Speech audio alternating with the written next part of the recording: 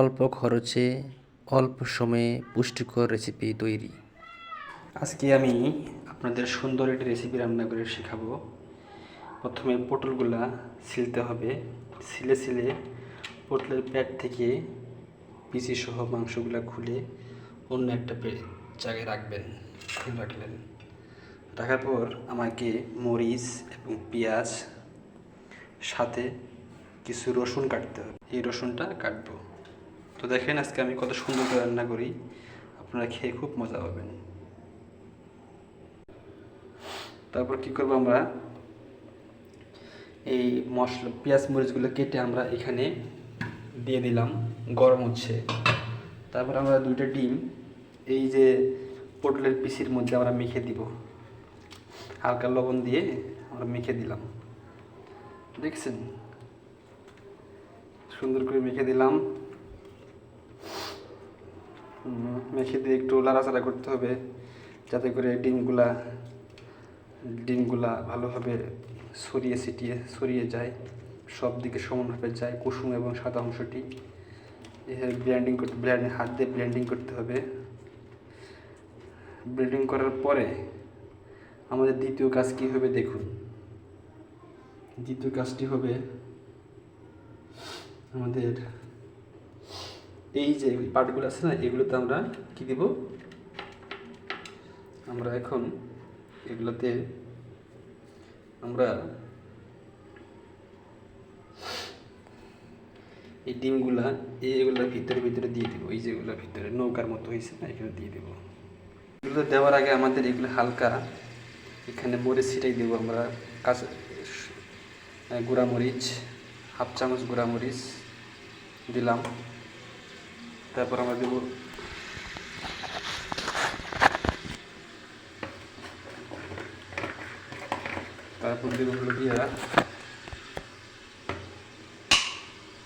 হলুদের গুঁড়া।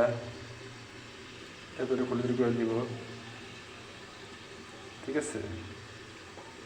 তারপর আমরা জিরার গুঁড়া দিব,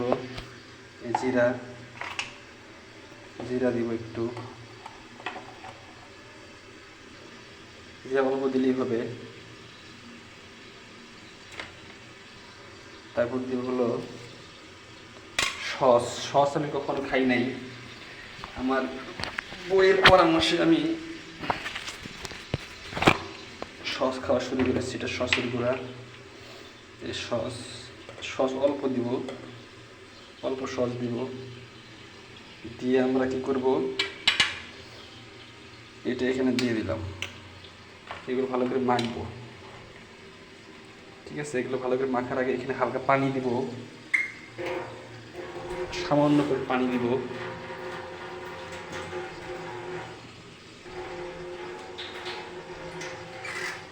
পানি দিয়ে আমরা এগুলো একটু মেখে মাখো করবো। ওদিকে কিন্তু আমার পেঁয়াজ মরিচ গরম হচ্ছে। করা হয়ে গেলে এরকম মাখো করতে হবে। তারপরে এই যে ডিমের যে পুডিংটা বানিয়েছি, এটা আমরা সবগুলোতে একটু করে দিব, ঠিক আছে।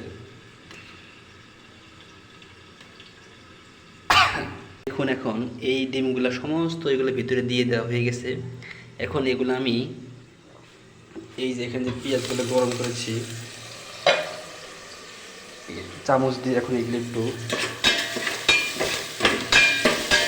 নাড়বো।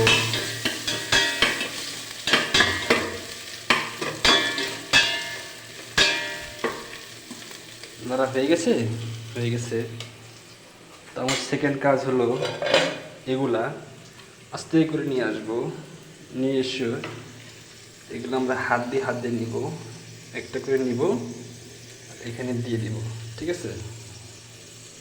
সুন্দর করে আমরা সারি করে দিয়ে দিব। আমাদের সমস্ত ডিম কিন্তু এর ভিতরে যায়নি, কিছু রয়ে গেছে। এই ডিমের যে পানিগুলো আছে, ডিমের যে অ্যালবুমিন এবং ইয়ক, কুসুম এবং সাদা অংশটা কিছু রয়ে গেছে এখানে।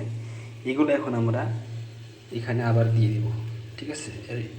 এগুলো আমাদের সব কিছু দিয়ে দিয়েছি, ঠিক আছে। এগুলো যেগুলো দেখতে পাচ্ছেন এগুলো পানি, কারণ আমি যখন মশলাগুলো মিক্স করেছিলাম তখন এখানে কিছু পানি দিয়েছিলাম। এই পানি এখানে কিছু আছে, আর মশলা আছে, এখানে কিছু পানি মশলা আছে।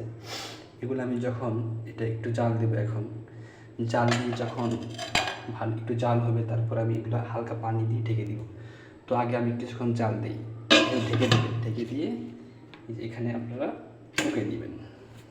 ফুঁকে দিলে এখন 10 মিনিটের মতো গরম হবে, তারপরে আমরা এটা দিব। 10 মিনিট গরম করলে কী হবে, ওই যে ডিমটা দিয়েছি এই ডিমটা শক্ত হবে।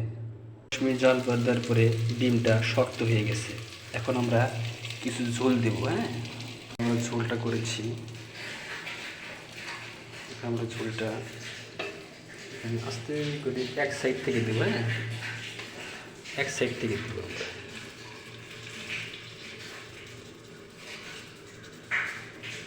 ঠিক আছে, হালকা হালকা এটা নিচ থেকে সরাই দিবেন। সরাই দিয়ে আমরা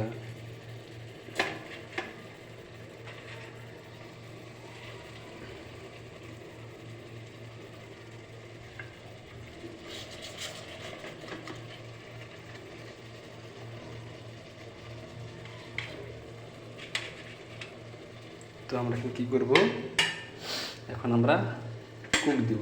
কুক দিয়ে আরেকটু পানি দিই। হ্যাঁ, হালকা পানি দিই। দেখছেন কত সুন্দর। এখন আমরা এটা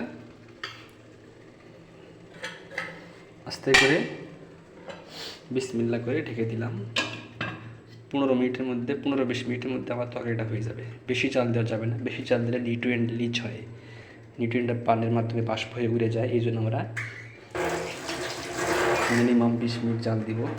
আর জাল দিলে রাইস কুকার রান্না করার একটা সুবিধা আছে, বাষ্পটা বেশি বাইরে যেতে পারে না, ভিটামিনটা লস কম হয়, পুষ্টিটা লস কম হয়। হ্যাঁ, তো আমাদের রান্না হচ্ছে, 15 মিনিট পর আমি খাবো।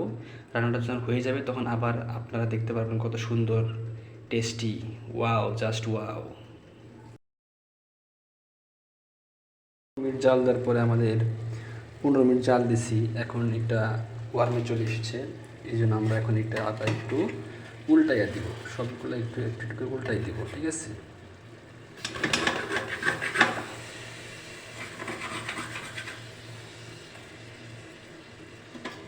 সবগুলো একটু উল্টাই দিব। হ্যাঁ, এইভাবে নিয়ে এইভাবে আমরা উল্টাই দিব।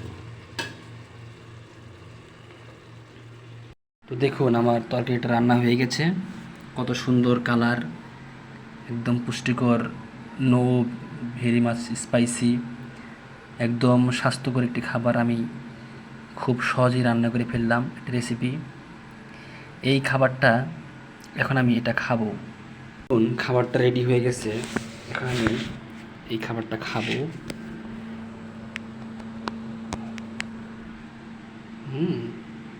এখন দেখুন আমি খাবারটা খাবো।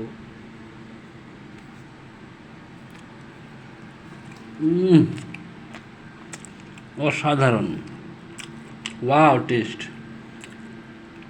তো দর্শক মণ্ডলী, এইভাবে আপনারা যদি আপনার বাসায় কিছুই না থাকে কিন্তু আপনি পুষ্টিকর খাবার খেতে চান, তো আমার ফর্মুলাটা ইউজ করে আপনারা, বিশেষ করে যারা ব্যাচেলর আছেন, তারা এইভাবে কিন্তু খুব অল্প সময়ের মধ্যেই আপনারা খাবারটা তৈরি করে খুব ভালোভাবে খেতে পারবেন।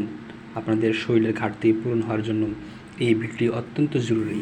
আপনারা লাইক, কমেন্ট, শেয়ার দিয়ে পাশে থাকুন।